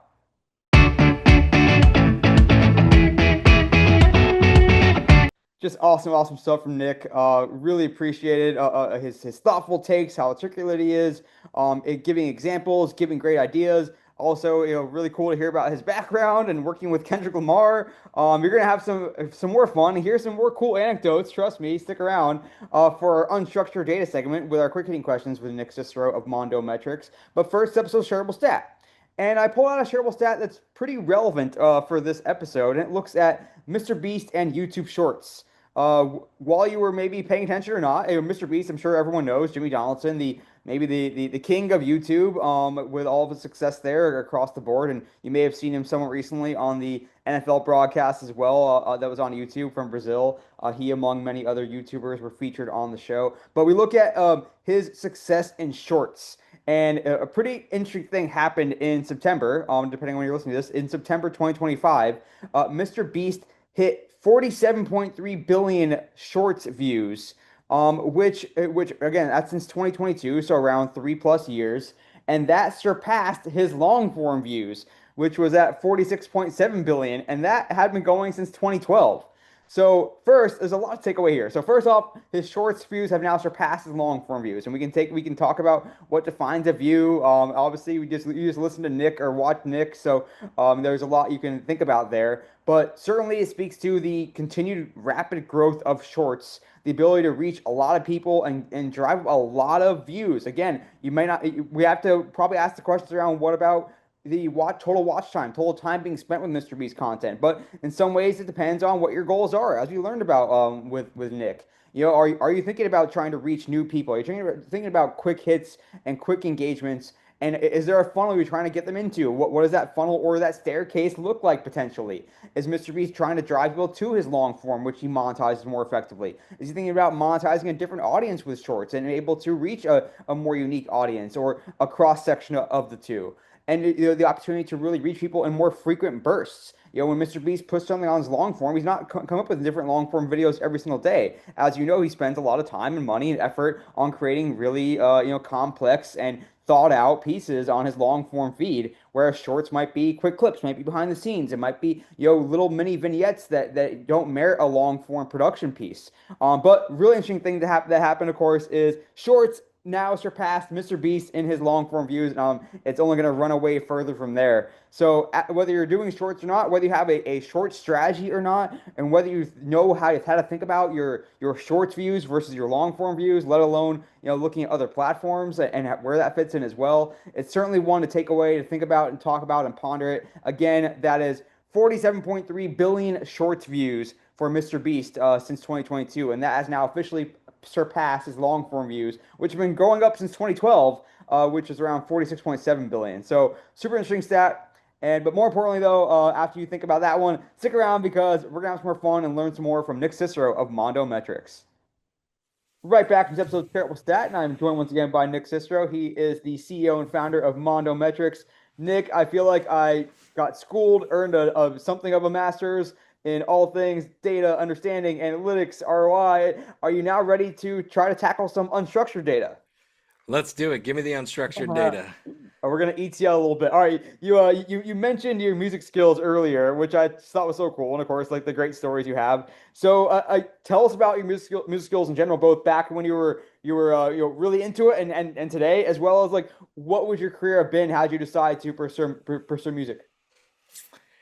So I started playing trumpet when I was like 6 or 7, maybe 7 years old, and I love music, and so I play trumpet, piano, a little bit of drums, and so had I pursued music full time after undergrad, I wanted to be like a music teacher and then a producer, right? So like writing jingles and writing fun, scores that people would put on TV and in commercials. And so yeah, that was kind of what led me into Syracuse into their advertising program too, because at the time social media was there, but I also was like, wow, there's like somebody I found out that somebody had got a job, like you could get a full-time job like picking the music at an ad agency or picking Yeah. the music at a movie studio for the trailers, like all this stuff. So my goal was ultimately to you know, I would say I'd probably be a music supervisor or, something like that would probably be what my music career would be. Bonus questions then. One, who's your all-time favorite band or musician? And then second, if you happen to know one off the top of your head, what's like the all-time ad jingle that is should be the GOAT? Oh my God. So the all-time jingle that is just annoying is 1877 Cars for Kids because that is just like classic, memorable to the point of bleeding your ears. But there's so many great ones. I mean, I could spend all day. My favorite musician all time is definitely Miles Davis. Hell You know, yeah. mainly because of the, the trumpet, certainly being a trumpet player, but also when you really learn about Miles Davis and, I've been learning about him my entire life since I was a little kid, and he's just somebody that had that transformed himself so many different times in so many different genres, and was way ahead of the mainstream in terms of like culture and what was cool, and was always abashedly himself, right? So he was never afraid to be himself too, and I love that. Awesome. Well, for the next time you're on this podcast, I will require you to play the trumpet, and maybe we'll even have like a deep dive around Sonic branding, which I'm super interested in as well as Cool. the concept. All right, number two, tell me your favorite social media or brand campaign you got to work on in your pre-Del Mondo days. Yeah, I would say the Oprah campaign was pretty cool. So we got to work with Oprah, helped her put on this TV series with Brene Brown and others. That was, a live show, but really social media focused. And so she was taking in questions from Twitter, from Instagram, from Facebook, right? And featuring people on big screens inside of like a workshop arena. And yeah, so it was really fun. Obviously, like it was so cool to work with somebody like Oprah and to Yeah. see what that's like behind the scenes. But then too, it did really well. We got to make a first, put that first Instagram video on television, and then they actually ended up winning a social Emmy for that as well. Wow. So I don't have any Emmys or anything. I don't know if my name was listed, but I've definitely, we were a small part of that, and that was really cool. I think it was the first social TV Emmy that they had, which That was is really neat that awesome. we got to work on.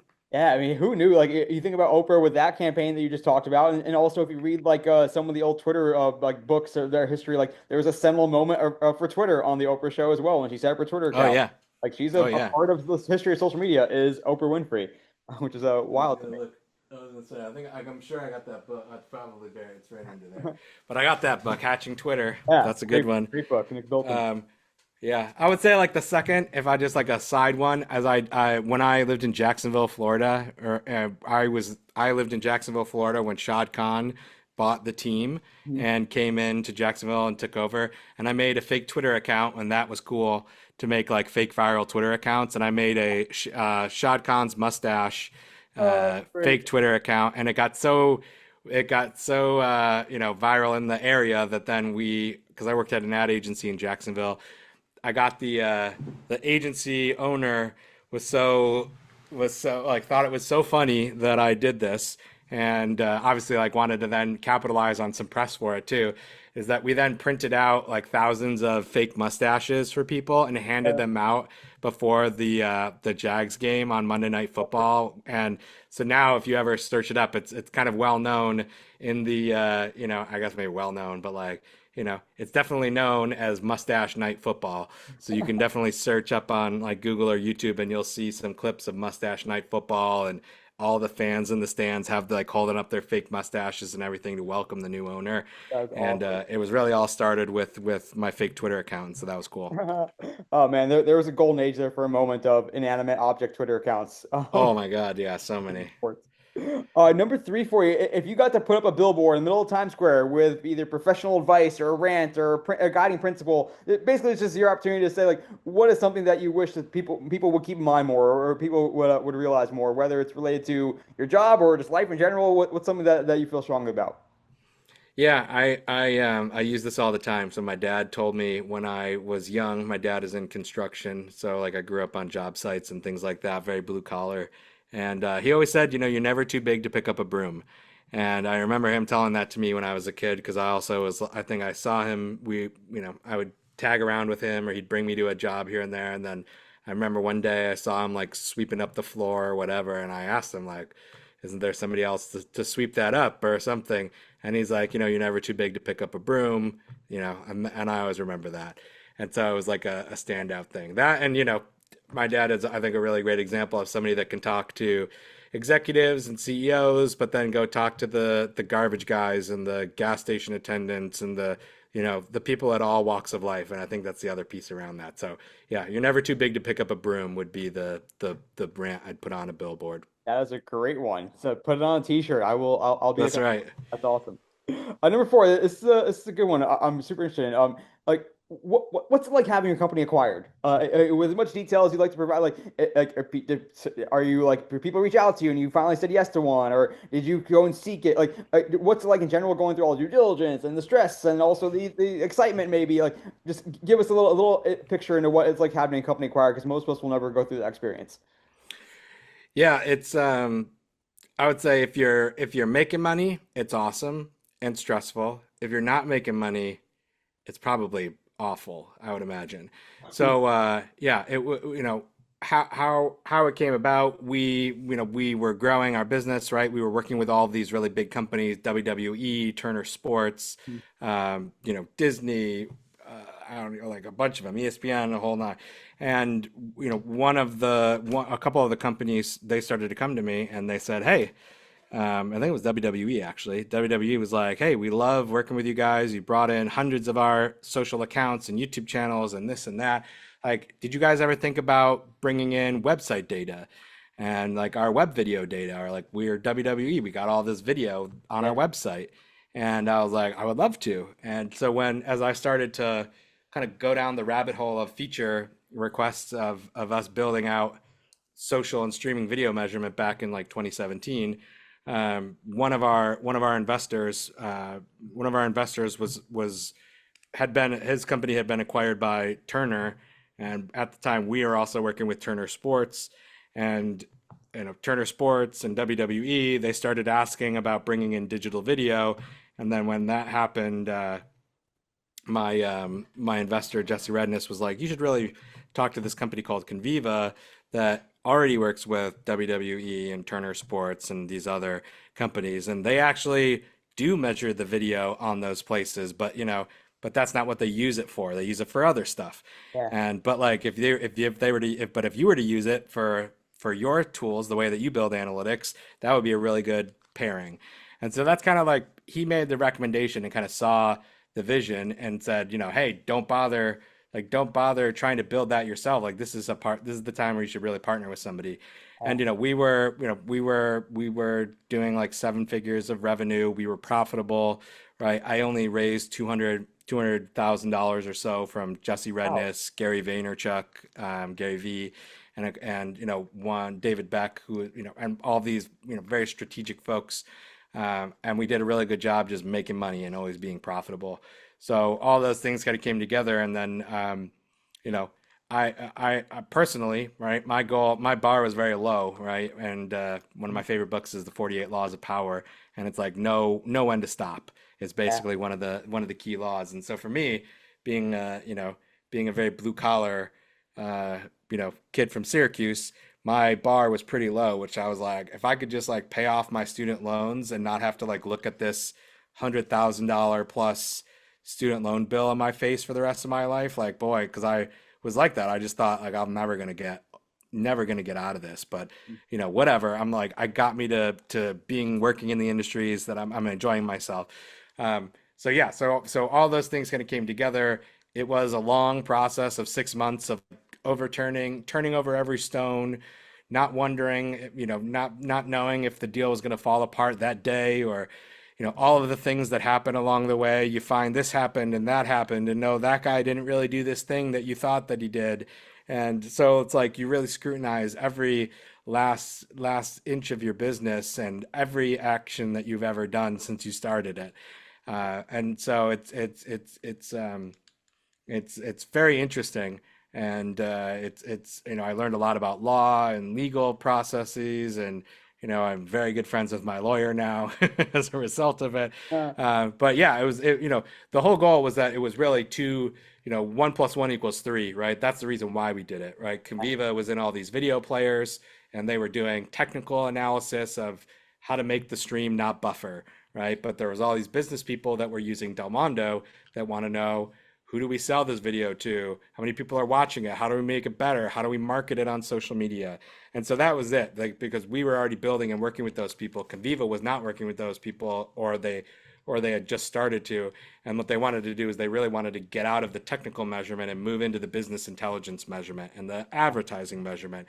And I don't know, there's a lot more money to be made in that sense when you get into advertising and marketing and others, Yeah. than just being kind of like a knock or an infrastructure. Um, so yeah, it was a long back and forth every Friday. It was like, is this going to fall through? What can we do? Oh, let's go talk to another company. So yeah, it was a lot of back and forth. It was a lot of figuring out who stays, who goes, what do we build, what do we call it, Yeah. right? Basically like everything if you were to start a new company all over again, plus all of that, right? So it's basically like starting a new company that is the mix of two companies, while each company is still doing the exact same thing that they're doing, and you got to make sure that nothing messes up throughout that period of time, because if you lose one of your big clients between when you start and when you end because you were too busy focusing on the deal, you're screwed. Yeah. So it presents a whole bunch of new types of problems for an entrepreneur. Um, you know, but in a fortunate sense, right? Like I said, we were profitable, we were doing millions of revenue, and we didn't have a ton of investors, so we had I didn't have a lot of other people to answer to. It ultimately meant to like, am I getting the right deal? Do I believe that this is the right thing for my business? Are my employees going to be well taken care of? Yeah. Right? And yeah, it was awesome. I mean, at the end of the day, it was awesome. It was very exciting. I'm so glad. I would totally do it again in a heartbeat, even though there's certainly lots of things that didn't go exactly the way that I wanted. I don't have a negative taste in my mouth about any of that stuff, right? It's just there's good things, there's bad things, and those are just the realization of things that become a business, right? When you sell Yeah. something and you don't own it anymore, you sold it. And and so that's it. So it was a lot. A lot of like how I'm talking about now is how I felt. Every other day is what's the next thing we got to do? What's the next thing that's going to mess up? Don't lose that client. Don't get hacked. All these things like in between that you're thinking about. It's like, can I just get them to sign on this piece of paper and give me that cash? Yeah, yeah, everything needs to go exactly right. And every day you're wondering what can happen that can possibly mess this up. And so Yep. what a cool experience. I appreciate you going into that. And we'll have to have another follow up too one day about any experience with Gary Vee. That's super cool. I did not know that he was a part He's of. awesome. That's incredible. Number five for you, Nick. Tell me, I make you czar of all social media platforms, at least for a day. What is one existing metric you get to eliminate, and what is one metric you would create or add that's a public facing metric? um, this is funny. So I would definitely one metric. What's one metric that you would eliminate? Can I? Mm. Okay, It can be so a I'm global gonna just one. add. Let's just add. How about we Okay, just add? How about so instead of eliminating metrics, what I guess I would eliminate one if I added another. So I guess that's I'll say, but I don't know if it's good to do that. But I would say I would eliminate views if every platform offered time spent or watch time for each piece of content. there we go. Book it. Make it happen. I would love to see it. I have my own running list in my head as well. So They hopefully, don't even need to make it public, but as long as they can make it so we could get it for everybody and be able to let people compare themselves against one another. So it doesn't need to be like a public view count. hell yeah. Well, as Mondo continues to grow, they'll have the brands and properties and advertisers will be demanding it. And so hopefully it'll come to fruition sooner rather than later across the board. Number six, Rena, tell me the either the medium or the social platform or even social platform feature, if that's on your mind, that's being slept on. What is something that people like don't realize that they should be investing here? There's opportunity here. Video podcasts, definitely. So I think that I love the video podcast. I think it's like the ultimate format because it gives you TV type experience to serve to people on big screens. It gives you an audio feed that for people like myself that like to multitask and do other things, right? Like audio is the only medium that we can consume in parallel with something else while like washing dishes or doing, Yeah. you know what I mean? You can't really watch a YouTube video and wash your dishes and still be present. Um, Right. So I think that the video podcast is kind of like the perfect piece of content for especially sports media entertainment properties in general, like for consistent content because it gives you that appointment type viewing, it gives you series episodic content franchise development, and then it gives you all these really fun interesting nuggets and segments that you can chop up for all these other different platforms as well. So I feel like it's got a lot of shelf life across the board. So the video podcast and then chop it up, slice it up, dice it up, remix it, and put it across all those different platforms. Hell yeah. When you guys are analyzing podcasts for Mondo, is it true? Are you trying to combine metrics in any way of like, this is what your podcast is doing total, or is like time spent listening and not viewing different than time spent when you have a bit of a viewing component? Oh, I mean, that's interesting. I mean, what we're starting to do now is show people, typically it's like the time spent or engagement, depth of engagement on like the hero piece of content for a particular, like the long form episode, the Yeah, video, the whatever that is. But then we also want to show the reach of it, right, with those clips and how much more they get to bring in, right? Like I've been doing a lot of analysis of like the new heights that, we've been sharing yeah, data points with a lot killer of the insight. articles, and it's like, the YouTube video itself got 20 million views, but then the shorts that were clipped up and the shorts and like little segments that went out got another 20 million views, and that's just on YouTube, right? But then also there's these like little clips that are on the other, and that's just one episode. But all our clients, they're trying to figure out, what are the guests that have the best impact anywhere, right? Like, so same thing, like, are there guests or there topics that resonate more for the clippable or short form audience versus the meaty stuff that people want to dig into, right? Right. Same thing.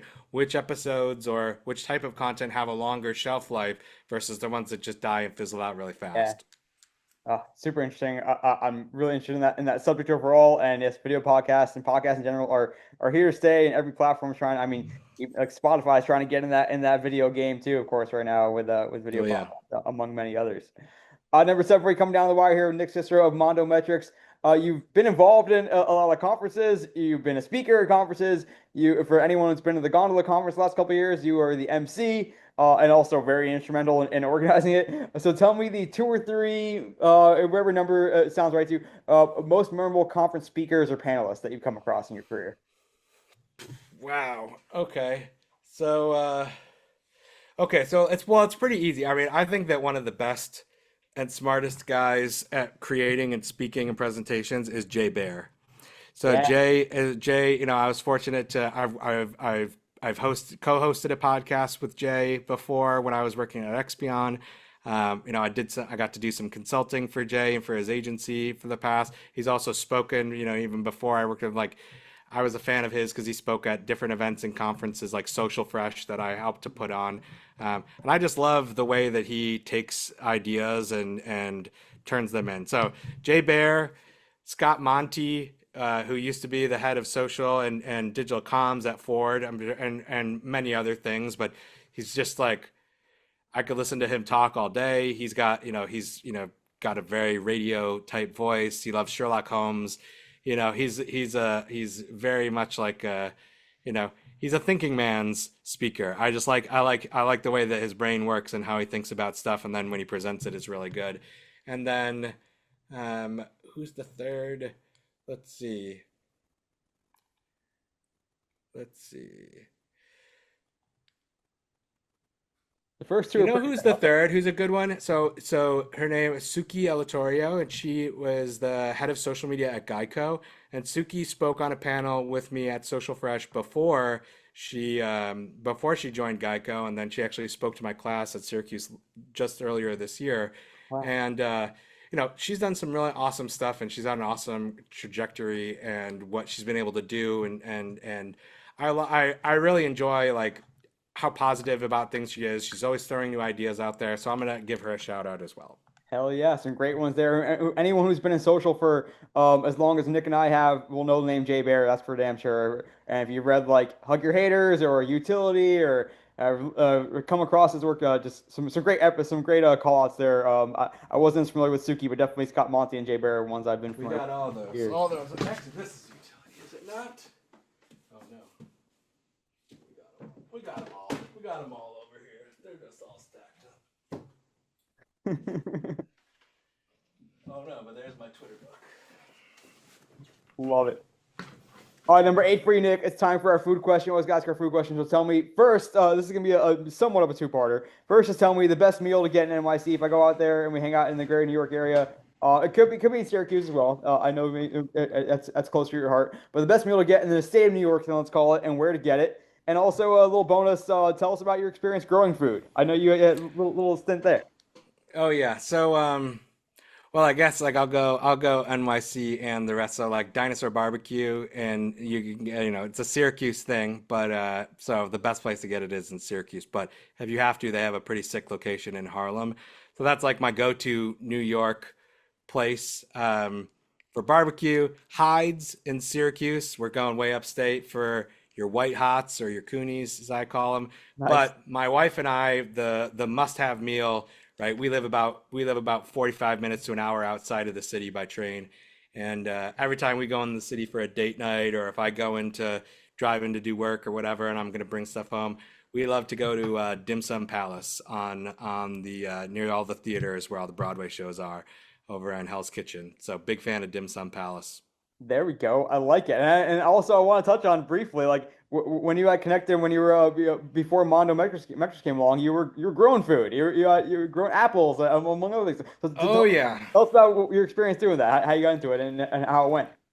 Well, I'm a good Italian, grew up in with Italian grandmas, but also my mom's like everybody in my family has been gardening. My grandma on my mom's side, it was a fantastic flower gardener. She had the most beautiful giant gardens. She got featured on TV for her gardens. She loved being out there. Wow. And so like, and then on my Italian side, my grandma and grandpa always had a garlic bed in the back, always were growing tomatoes every single year, right? When we were a kid, we always had a community garden or we had a little garden ourselves. So yeah, where we live right now, my house, I have about a dozen apple trees and one pear tree. That is, pear tree is pretty loaded right now. The apple trees, it's an off year for them, so we're not really getting as many apples as we would like. It's been Mhm. a little bit of a tough climate for that. But yeah, so I have been a very amateur apple farmer for the past 2 or 3 years now. The first year that we moved here, they were plentiful, and then everybody got hit with a little gypsy moth thing that's going on right now, and that has hurt the crop of the apple trees as of late.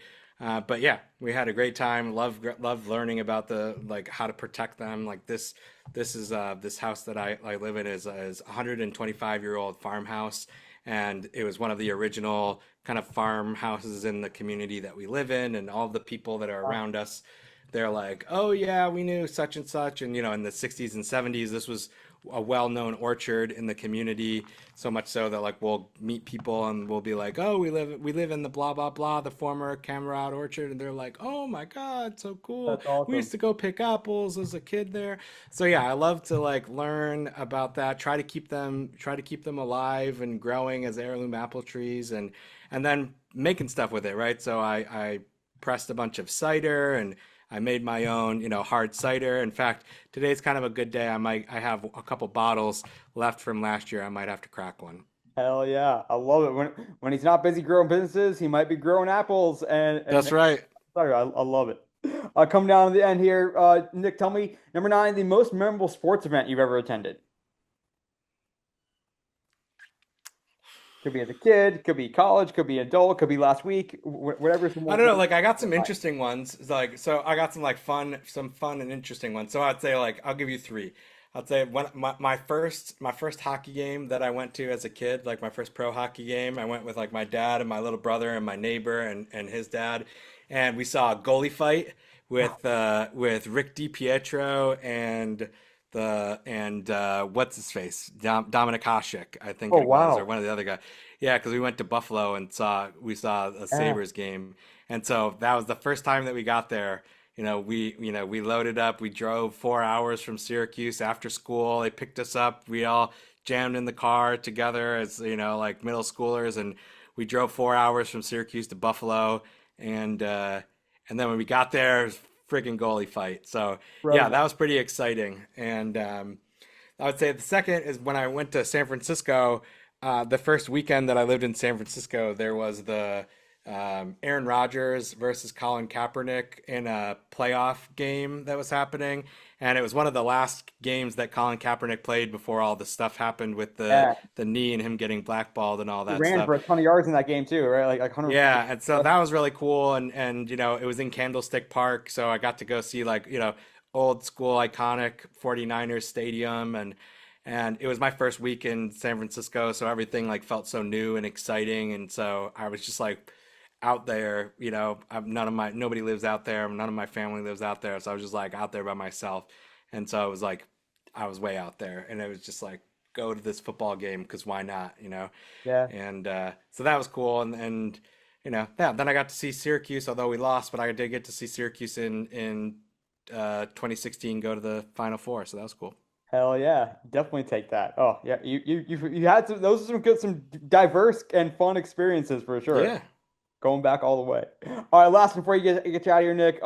This might be a really complex answer. It might be a really simple answer. You found a company and sold a company called Del Mondo, and you now and the founder and CEO of a company called Mondo. I sense connection there, but tell me what's behind the names Del Mondo and Mondo for your companies. Yeah, so when I first was coming up with companies, you know, I hate companies that are too literal, like you know, Postly or like social media Lee or whatever that might be. Like, because I think Yeah, that there's not, there's whatever. I'm not gonna throw any shade, but there's some companies right now that really lean into view other stats. like yeah, something. No, I like view stats, but like that's like but that is a very literal name. I think it works for them, but like it's but anyways, so I always, I'm in advertising, more creative, and so I always thought that some of those names were, I wanted to have something that was interesting, but also I didn't know that I was going to build a full-blown analytics product when I started Yeah, the company, right? But when we started the company, the whole idea was that we wanted to tell the best stories around the world and like bring those content, like this was 2014 content creators. So Del Mondo is Italian for of the world. yeah. And the concept is that we help tell the stories of the world. However, once we started to get in there and realize when you tell the best stories of the world, what you're actually doing is you're actually measuring the pulse of the world. And so that is what Mondo metrics means. Whereas Del Mondo was helping tell the best stories of the world, Mondo metrics measures the pulse of the world. I like it. Really good stuff. I never knew, and now I sense there was some sort of connection and story behind it, and so I'm glad that there is for sure. All And I right, love the Mondo name. So, I mean, I don't own Del Mondo, but I own Mondo. hell yeah, it's your baby, and it's the world. All It's the right, baby growing up. That's it. Del Mondo is there we just go. Del Mondo went off to college and I adopted a new kid, went and had a new baby named Mondo. Oh, that's perfect. I love it. All right, Nick, you successfully structured our unstructured data. Now your chance to take over the podcast and tell us your social media or just really your all-star to follow. It could be a podcaster, a YouTuber, a Twitter follow, an Instagram follow, whatever it is, newsletter. Just tell us who they are and why they're following. Yeah, definitely. I would say shout out to Paola Marinone, and she's the founder of a company called Buzz My Videos, Yeah. and she has been running. She's got her own new podcast that is out now, where she's interviewing some really awesome people in the world of like sports and YouTube. And they are just putting out so much great content on LinkedIn where they're analyzing different sports leagues, what their presence is on YouTube, and they are just like hyper focused in on YouTube and success and growth, all things YouTube. And she's just an awesome person, somebody that I'm fortunate to call a friend, and she makes great content. So if you really want to dig deeper into the world of sports and YouTube, she's one of the people that is really, really on top of it. That's a great shout out. I've chatted with Paola myself, and maybe she needs to be on maybe a future podcast guest on this podcast. Oh yeah, totally. Got Buzz on videos as well. It's a cool company with cool technology, what they're doing. And how about you, Nick? Where can we find you, as well as all things Mondo Metrics across the web, digital, social? Nick Cicero, all one word across all the platforms, um, and mondometrics.com. Check us Check out. it out, Send us a find note. it, follow it. If you are in the metrics video social space, if you want to track your podcast video, whatever it is, Monometrics has the solution. And as you can tell from this interview today, Nick is the smartest person you're going to meet about this stuff. I'm so lucky to have him on today. We appreciate you sharing your knowledge and time with us today, Nick. Yeah, you're too kind. Thanks, Neil. I'm really glad that we could spend some time on this afternoon and have a good chat. Long overdue and well worth it. Hell yeah. Just awesome, awesome stuff from Nick Cicero, founder and CEO of Mondo Metrics. Really, I've long enjoyed learning from him and appreciate him, and lucky enough to call him a friend. And it's been so great to continue to follow him over the years. And he's doing really awesome stuff now at Mondo Metrics. And as you could tell, and as you've learned from watching and listening to this episode, there's still a lot more room to grow and get better at how we truly measure success. And the way the content's consumed and the way the platforms evolve is changing by the day. And so it's important to stay on top of these things. And Nick and his team at Mondo Metrics are certainly on top of it. So thanks again, Nick, for giving us some of his time and expertise today on the show. But that'll do for this episode of the Digital and Social Media Sports Podcast. Thanks again for listening, downloading, watching, however you consume this podcast. As always, I'm your host, Neil Horwitz. Hit me up on Twitter, NJH287, on LinkedIn, where you can find more content. Connect with me there. The website, where you can find everything, content, episodes, and all that, dsmsports.net. And this podcast is available on your preferred podcast platform. Until next time, this is Neil Horwitz signing off for the Digital and Social Media Sports Podcast.